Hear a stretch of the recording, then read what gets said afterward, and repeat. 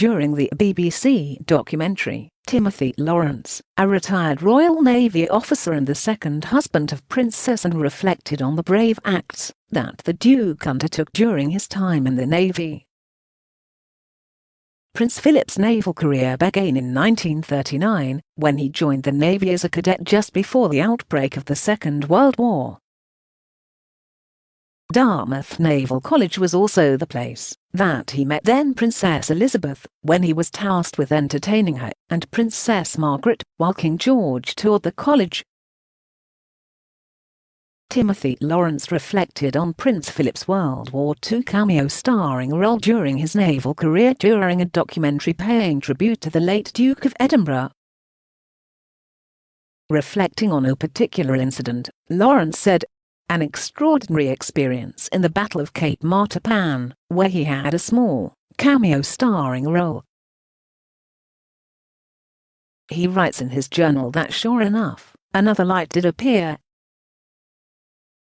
He was manning the searchlight, and he was told that if a light comes on, if another ship illuminates, then he should switch on his searchlight. Reading from the Duke's diary, he said, "This ship was lit up by a rather dim light, from what I thought was the flagship. I switched on our midship's light, which picked out the enemy cruiser, and lit her up, as if it were broad daylight." Before resuming his reading of Prince Philip's personal diary, Lawrence said, "His own initiative switched on his searchlight, and there, very close in, was an Italian cruiser. She was blotted out from just above the bridge to right of stern. We fired about 7 seconds after the flagship, with very much the same effect. She was only seen complete in the light for a few seconds, as the flagship had already opened fire."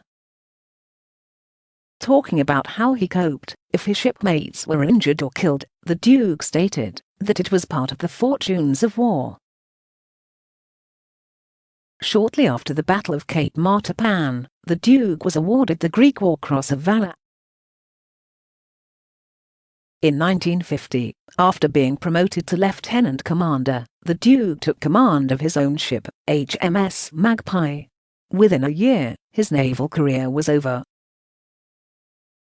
"We didn't have councillors rushing around every time somebody let off a gun, you know, asking, 'Are you all right? Are you sure you don't have a ghastly problem?'